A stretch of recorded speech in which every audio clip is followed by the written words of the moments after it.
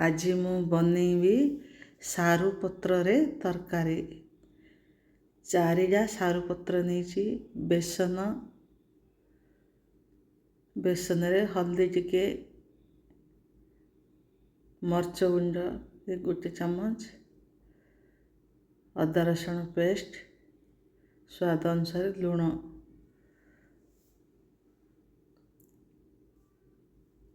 ପାଣି ଦେଇକରି ଗୋଳା ଗୋଳି କରିବ। मतलब ବେଶୀ ପତଳା କରିବନି, ବେଶୀ ମୋଟା କରିବନି।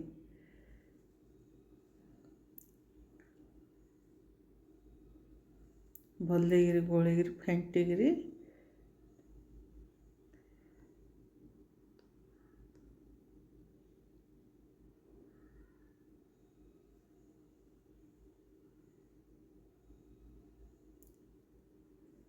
ଆଉ ଟିକେ ପାଣି ଦେବ। ବେଶୀ ଟିକେ ମୋଟା ହେଇଗଲା ତ।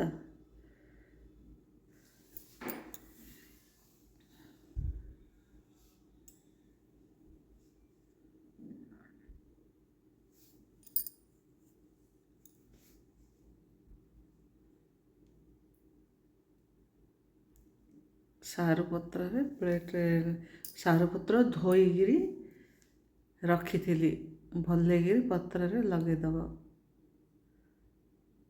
ଗୋଟେ ଭଲକି ଲଗେଇଲା ପରେ ତା ଉପରେ ଆଉ ଗୋଟେ ପତ୍ର ରଖିକିରି ଭଲକିରି ଲଗେଇବ। ତା ଉପରେ ଆଉ ଗୋଟେ ପତ୍ର ରଖିବ। ତା ଉପରେ ଆଉ ଗୋଟେ ପତ୍ର ରଖିବ। ମୁଁ 4ଟା ପତ୍ର ନେଇଛି। ତୁମ ସାଇଲେ 6ଟା 7ଟା 8ଟା ତୁମ ପରିବାର ଦେଖିକିରି ତୁମେ ନେବ। ଆଉ ତାପରେ ଫୋଲ୍ଡ କରିଦେବ।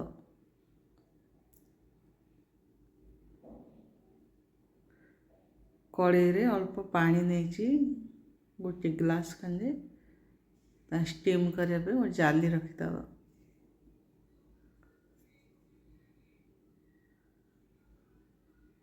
ସାରୁ ପତ୍ର ରଖିବ।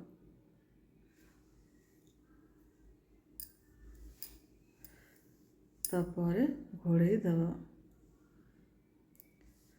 10 ମିନିଟ୍ ସିଝେଇବ। 10 ମିନିଟ୍ ତ 15 ମିନିଟ୍ ବି ସିଝିଯିବ। ସାରୁ ପତ୍ରଟା ସିଝିଗଲାଣି। ଭଲକି ସିଝି ଯାଇଛି। ପ୍ଲେଟ୍କୁ ବାହାର କରି ପିସ୍ କାଟିବା। ଛୋଟ ବଡ଼ ତୁମ ଦେଖିକିରି କାଟିବ। ଆଉ ମୁଁ ଟିକେ ବଡ଼ ବଡ଼ ସାଇଜ୍ରେ କାଟି ଦେଇଛି। ପିଆଜ ଫୁଟାଇବା ପାଇଁ ଜିରା, ଶୁଖିଲା ମରିଚ, ଧନିଆ ଗୁଣ୍ଡ, ମରିଚ ଗୁଣ୍ଡ, ହଳଦୀ ଗୁଣ୍ଡ, ଚିକେନ୍ ମସଲା, ଆଉ ଏ ଯେ ଆମ୍ବଚୁର ପାଉଡ଼ର ଟିକେ ଖଟା ପାଇଁ ନେଇଛି।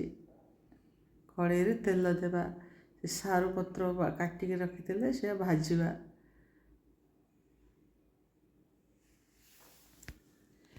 ଭଲକି ଟିକେ ଭାଜିବା ବ୍ରାଉନ୍ ହେଲା ପରେ। ତାପରେ ବାହାର କରିବା। ସବୁ ପିସ୍ ଯାକ ଗୋଟେ ଗୋଟେ କରିକି ଭାଜିଦେବା।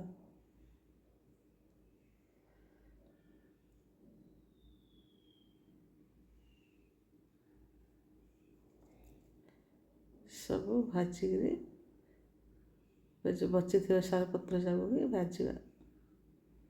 ଭାଜିକିରି ବାହାର କରିଦେଲେ ବଢ଼ିଆ ଭଜା ହେଇଛି। ସେ କଡ଼େଇରେ ତେଲ ଅଛି, ସେଥିରେ ଫୁଟଣ ଦେବା। 2ଟା ଶୁଖିଲା ଲଙ୍କା, ଜିରା ଟିକେ ଫୁଟେଇବା। ଫୁଟେଇଲେ ପିଆଜ ଦେଇଦେବା। ପିଆଜକୁ ଭଲକିରି ଭାଜିବା।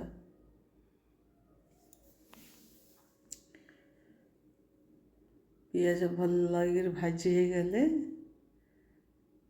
ସେଥିରେ ଅଦା ରସୁଣ ପେଷ୍ଟ 1 ଚାମଚ ଦେଇଦେବା।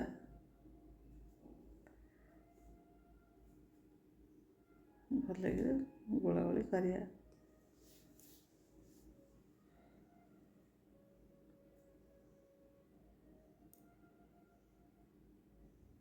ଜଲ୍ଦି ପିଆଜ ସିଝିବା ପାଇଁ ଲୁଣ ଟିକେ ଦେବା।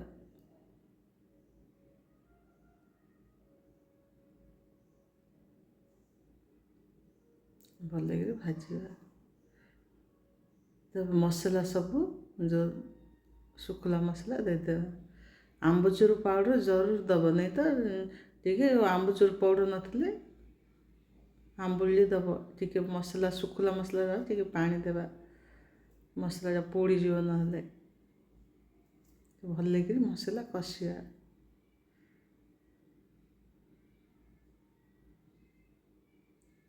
ଭଲ କଷିଲେ ମସଲାରେ ପୁରା ତେଲ ଛାଡ଼ିଗଲା।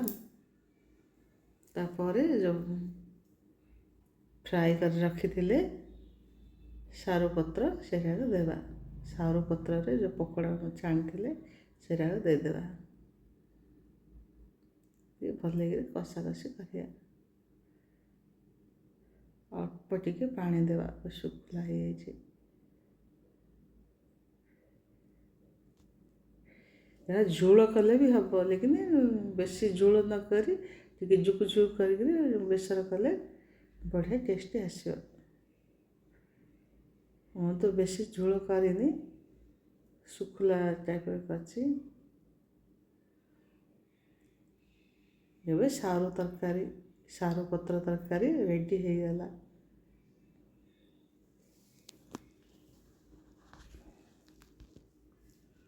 ପ୍ଲେଟ୍କୁ ବାହାର କରିବା, ପୁରା ହେଇଯାଇଛି।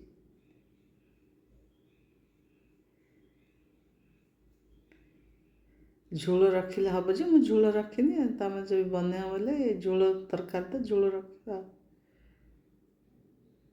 ତରକାରୀ ଏବେ ରେଡ଼ି।